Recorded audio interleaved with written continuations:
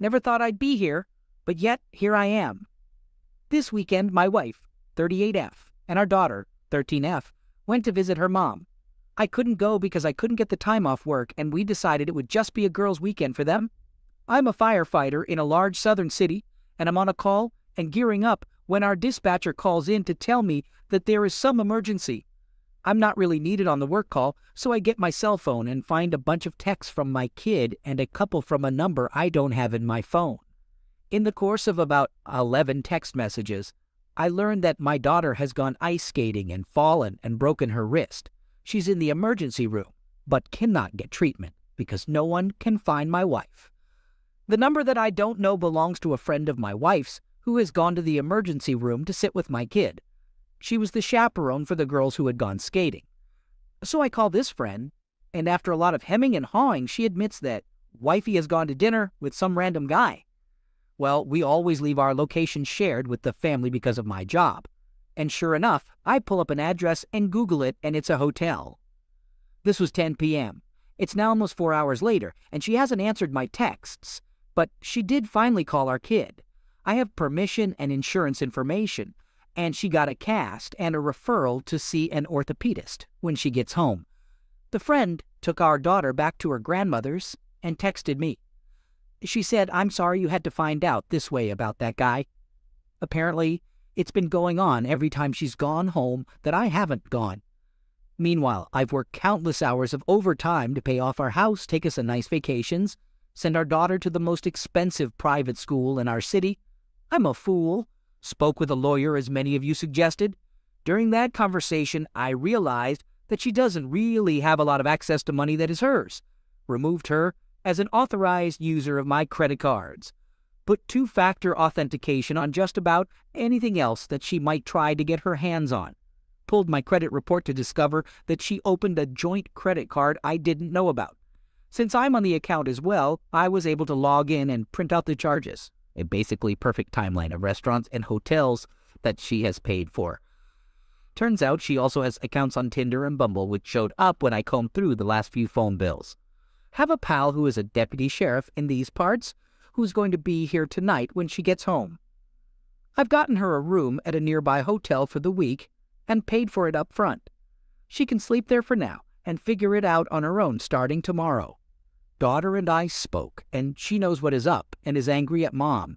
So next steps are to find someone for her to talk to. Thanks to my job, I've got great insurance, so that is one less thing to worry about. When the time came for my wife's return, I was ready. A deputy sheriff, an old friend, agreed to be present during our confrontation. I had booked her a room at a nearby hotel for a week, paying up front. It was time she tasted a bit of the uncertainty she had thrust upon me. The confrontation was far from pleasant. Her pleas and apologies fell on deaf ears.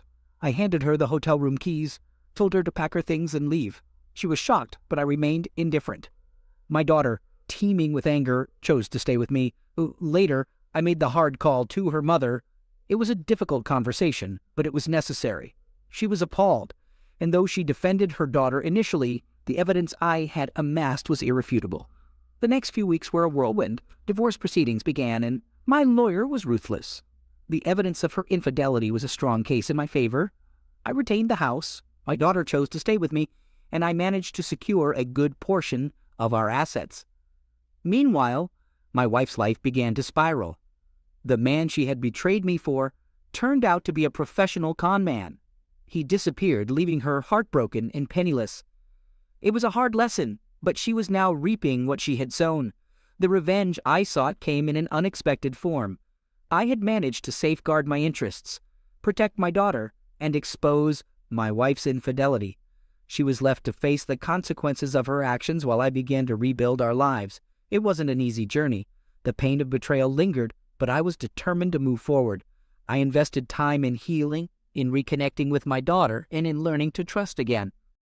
In the end, the best revenge was not in causing her pain, but in showing her that she had not broken me. I emerged from the storm stronger and more resilient, ready to face whatever life had in store. Despite everything, I felt a strange sense of gratitude. The betrayal had set in motion a series of events that led me to a better understanding of myself. I was not a fool, as I had initially thought. I was a survivor. Story 2. It's been nearly a year since it happened, and I still haven't processed it properly. I thought I had met my dream girl. She honestly came across as the sweetest and most innocent person, but she was living a double life right under my nose. We had been engaged for a few months and were very excited about starting our life together. We were quite young, in our 20s. I was working so hard in 2 jobs to get us set up financially. She had a job, but it was a small salary, and she was still studying on the side. I was extremely committed and wanted to give us a good life. We were trying to live a healthier lifestyle together by eating better and exercising regularly. The topic of getting a gym membership then came up. We discussed each getting a membership so we could go to the gym together. Anyway, then one day she told me out of the blue that she had signed herself up at a different gym instead of the original one we planned on going to. I didn't think much of it and didn't mind.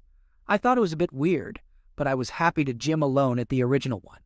Her new gym was too far away from where I lived. We weren't living together. So a little while goes by, about a week. She's gone to the gym a few times. I've been nice, asked if she's enjoying it, etc. All seems okay, but she starts acting a bit weird.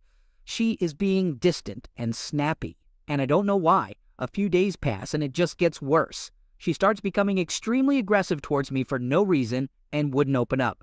This started to give me a very suspicious feeling, and I wanted to figure out what was going on. So I did some digging and remembered that she logged in onto her Instagram a while ago on my computer. I checked and thankfully still had access to her account, but what I found was horrifying. I found a long chat between her and a guy who worked at the gym. The chat spanned over a week or so and started fairly casual, like, "Thanks for helping me sign up," etc. But then it got very explicit very quickly. I had to read about the things they wanted to do to each other and then the things they did do to each other. And guess where they hooked up? In the gym's office. I was disgusted, shocked, and literally sick to my stomach. I phoned her immediately and told her what I found and that it was over. She first denied it, but when she realized I saw the chat, she just hung up on me.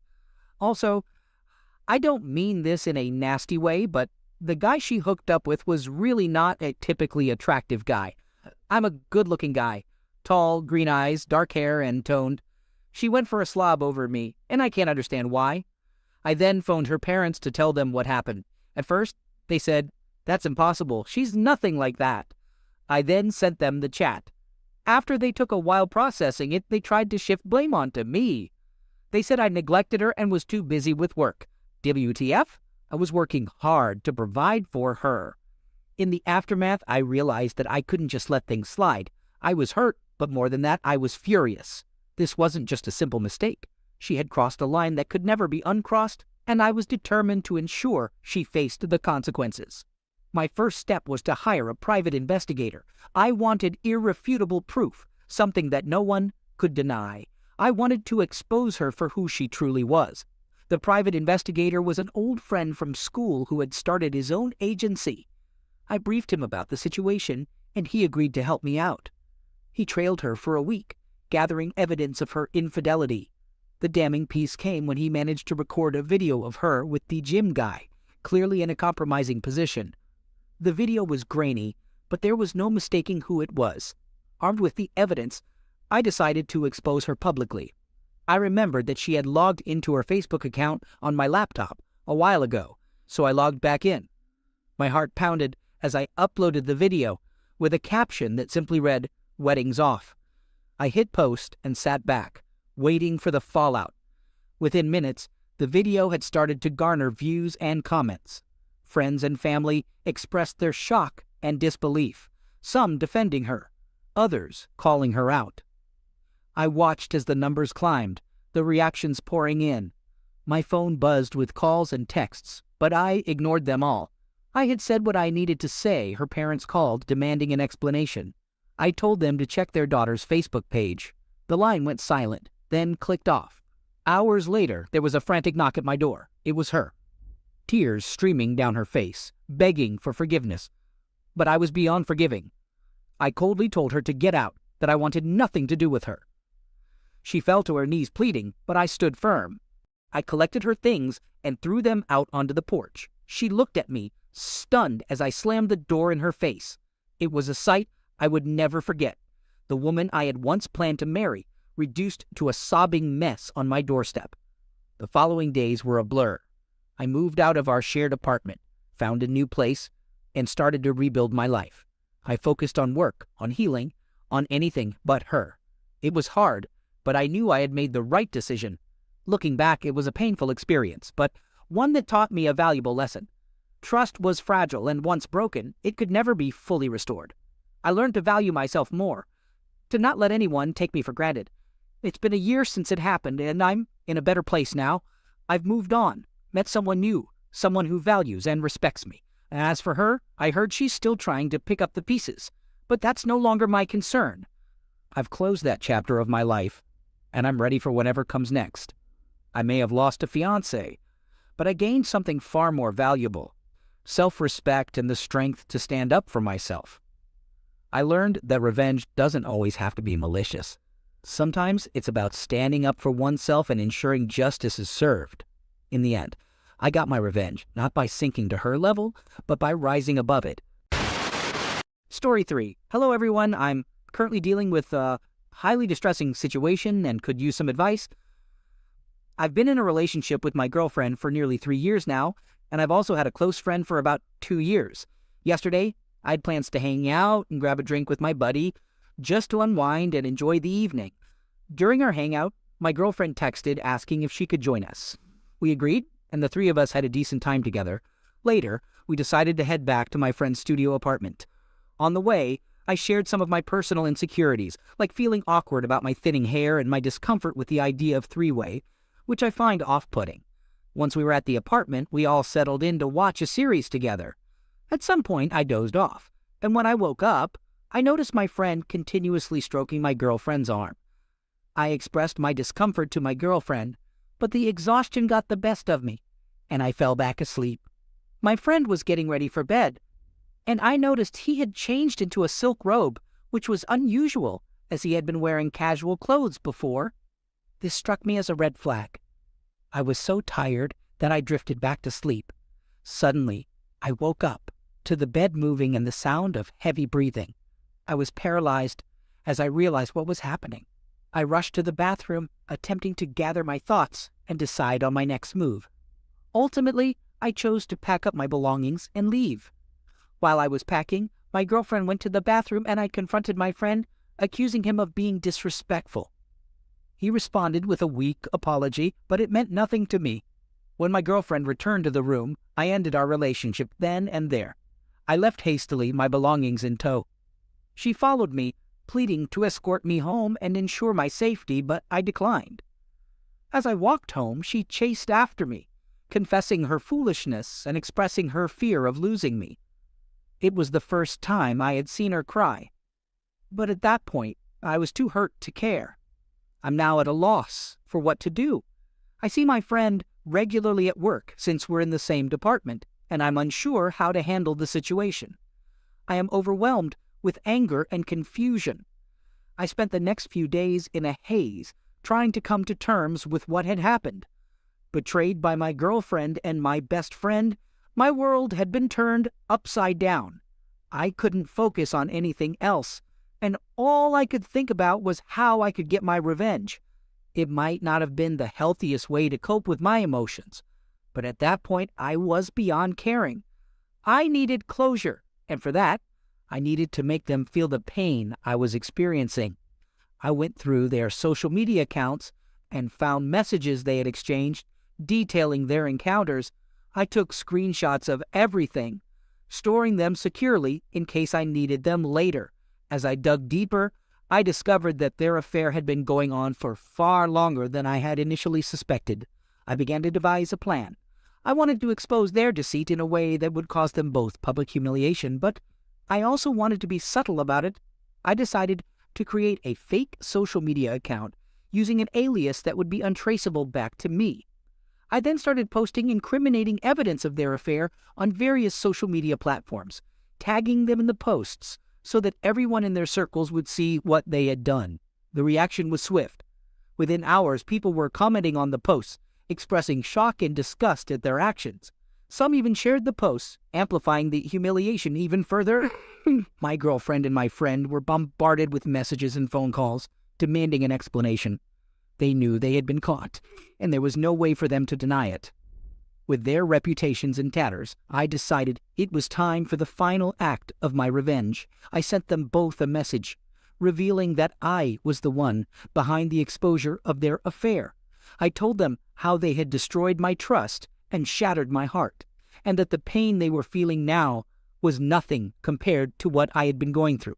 My girlfriend broke down in tears, begging for my forgiveness. She swore that she loved me and that she would do anything to make it right, but it was too late.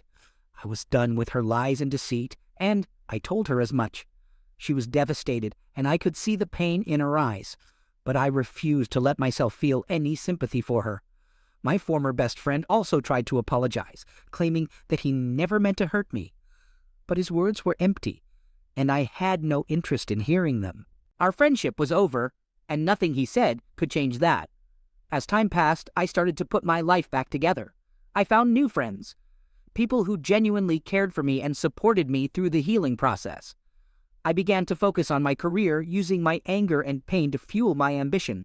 Slowly, I started to rebuild my self-esteem, and I realized that I deserved better than what my ex-girlfriend and former friend had done to me. And as for my ex-girlfriend and my former best friend, their lives continued to spiral downward. Their reputations were ruined, and they became social outcasts. My ex-girlfriend lost her job due to the scandal, and her family distanced themselves from her. My former friend's career took a nosedive, and his relationships crumbled as people realized the kind of person he truly was.